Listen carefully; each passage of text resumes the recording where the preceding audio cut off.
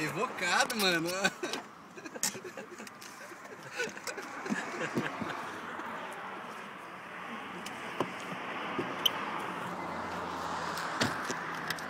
Você tá suando, mano? Não.